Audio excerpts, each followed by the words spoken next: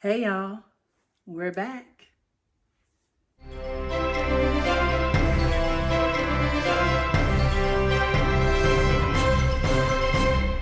Hey y'all, and welcome back to the Dr. Amma series. I think we're gonna count this like season 2. I mean, why not? We had 3 great episodes in season 1, and I am so excited to start back with having this conversation and education time and sharing in community with you about how to have conversations with children around topics of identity and inclusion, and making sure that we do it in a way that really centers our children and really allows them to be educated with empathy and with love. And we're doing it together. We don't have all the answers. And that's the beauty of having this series, so that you can learn from me and I can be able to learn from you. So make sure before we get started that you like, comment, and subscribe. And tell us how you are loving the Dr. Amma series. And we can't wait to stay connected. Well, y'all, it's February, which means it is Black History Month. And I thought this was a great time to be able to bring the Dr. Amma series back, because there's a lot of conversation around Black History Month. There's a lot of conversation about why Black History Month and what does that really mean. You may be having some conversations with your children about Black History Month. They may be doing a project or a poster or learning about people in their schools. But what are the conversations that we are having at home? And what are the conversations that they're having with each other? That's what we're going to dive into on today's episode. So a little context about Black History Month, our Black History celebration in February, is it dates back to the 1970s, actually. And it used to be a week, and then it expanded to a month. And the point of it was to highlight and to celebrate the contributions of Black people in the United States and the work that they have been able to do to move all of us forward. Not just Black people, inventors, writers, creators, scholars. This month of February was a time to celebrate and to understand, and most importantly, to educate. And as we have transitioned over the decades and over the years, it's really important to talk about what Black History Month means now, what it means today, and what is it for. So a couple of things to keep in mind before we get started about kind of what this talks like what this is, to talk about it with our kids. The first thing to remember and to understand is that Black History Month, or Black history in general, is not to center the struggle or the hard times or the oppression of Black people. There is so much power and so much joy and so much innovation and creation in Black history that this is what we want to center and this is what we want to celebrate. The second thing to remember is that Black history does not start with the institution of slavery. That is not the starting point of Black knowledge and Black power and Black history. Quite honestly, Black history is global. It's massive. It's all over the world. But if we're talking about Black history within the United States, it's so important to not start and have conversations around the institution of slavery being that's where Black people all of a sudden appear. It is important to let children, and anyone quite honestly, know that the knowledge and power of Black greatness is a global power. It is the ways in which Black people have been able to share knowledge, share culture, share food, create, establish, organize all over the world, whether that's on the continent of Africa or beyond. And so Black people come from a power culture, a power knowledge, not one that's deficit, not one that's inferior, and not one that is tied to the enslavement of people. Although we understand that the institution of slavery is a part of American history, not Black history, but American history, that is not what we want to be able to center. When our children or anyone walks away from conversations around Black History Month, we want them to be in celebration, in knowledge, and in education. And then the third thing to understand is that Black history is not only the past. Black history is now, and Black history is the future. While of course we can talk about brilliant people like George Washington Carver, right? The Peanut Man, everybody knows him as the Peanut Man. And we can talk about W.E.B. Du Bois as an amazing scholar. And we can talk about amazing people in the civil rights movement. Black History Month, it's not just a past tense process. So we have to talk about who are the people now? Who are the people that may not ever make headlines that are making history in your communities? Who are the young people, the future, that are doing things that allow for all generations to flourish? That is Black history, the past, the present, and the future. So let's talk about some ways that we can have conversations about Black History Month with our children. The first thing is to have them understand that Black History Month, while the focus is on February, Black history is something to be celebrated all year long. Have them understand that Black people continue to contribute to society, not just in February, and we should uplift and honor that. Have conversations about the unsung heroes of your community or of your day. Educate them on people with names that they may not hear in school, names that are larger than Rosa Parks or Harriet Tubman or Martin Luther King Jr., while so important to our culture.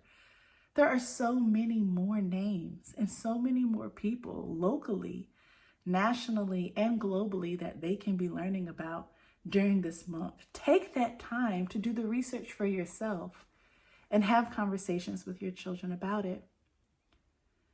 Also, during Black History Month, you may want to also have conversations about how they are honoring and celebrating the Black people who are around them, their friends, their classmates, their teachers, the people at the grocery store, the people at the gas station, the people in your office. I mean, Black people are everywhere. And this is a time to talk about ways in which we can connect with the Black people who are around us. No matter the race of your child, you should be engaging and having conversations and learning about Black people who are with you. Start by asking questions like, start by saying Happy Black History Month. Guess what? You can say it. Anyone can wish a Black person a Happy Black History Month. You don't have to be Black to say Happy Black History Month, and you certainly don't have to be Black to engage in the education of it. So start by saying Happy Black History Month.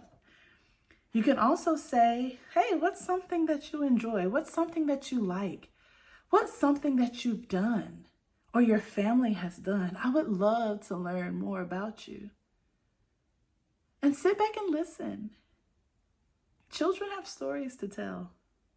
Black people for sure have stories to share and knowledge to share. Sit back and just listen from the people who are in your very communities and learn from them. So those are just a few things that you can do during Black History Month, but let's talk about kind of the elephant in the room and what children are actually or could actually be talking about. This happened in our own home. Our daughter overheard some children at her school saying, "Why is there Black History Month? That's unfair. There's not a White History Month." And she heard them say this directly on the way to recess. And this was her response, which I found was so beautiful. Listen to her response. And I heard two girls be like, "It's so unfair. There's Black History Month, but not White History Month." Mm-hmm. And how did you feel when you heard that? I mean, it's not like I was so emotional. Right. Like, I feel like other than Black History Month, it's like White History Month every single day. Because why would you call it White History Month if it's just every day? Yep. Except Black History Month. Wow. I was so moved by her response, by how organic and how pure and honest it was. Because the reality is that everywhere we turn, whether it's our school, media, history, Black people have not been centered. It does not start with the focus and the experiences and the knowledge and the power and the stories of Black people. And so what she's taking in, what our children are taking in, very much has a European American approach, a European American center. Who we see on TV, who we see on the news and how they're talked about, what we're told in school and whose stories that are not being told, who writes the textbooks, who's on the syllabus. All of these things kind of consume us. What products are available in stores, right? Other products are available, but they usually may have a header like ethnic food or ethnic hair care products. It's all around us, and we're constantly seeing that Black people's experiences are not centered. So what February does is tries to bring into focus, bring into vision the power and knowledge of Black people. And so there is no White History Month because everywhere we turn, whiteness doesn't have to be labeled. It goes unmarked. That's why you don't hear a White History Month or a historically white college or university or a white hair care product or a white hair care product aisle or a European American food aisle. You don't hear these things, and quite funny, even when I say it, it sounds a little silly because it's just normal. It's just natural. It's just the way it is. While other races and ethnicities are called out, they're labeled, they're marked. And so Black History Month brings into view what has been invisible for so long. This is why we want to encourage our children to celebrate and honor it, not just in February, but every month after it, because there is a pattern of those stories being erased and not centered. So if your children, or if you come across children who think that Black History Month or any other Heritage Month seems unfair, this is a really important time to talk about the ways in which cultures that have been seen, historically been dominant, are seen as normal and seen as natural. And therefore, because that is the case, every month seems to emphasize European American history, or every month focuses on white individuals, or every month we can guarantee that, their stories, their voices, their time is centered in our society. So it's not unfair because, quite honestly, whiteness is everywhere. And we oftentimes have to go find other stories. So if anything, Black History Month is a time to get in there, if you will, so that Black folks can have the opportunity to shine and have a platform to educate. This is the power of knowledge and conversation, that we undo this idea of what's fair and we focus our attention on the power and the voices and the lives of Black individuals. I hope this was helpful. I hope this gave you some language that you can use in your home or in your community. Happy Black History Month, and I cannot wait to continue these conversations.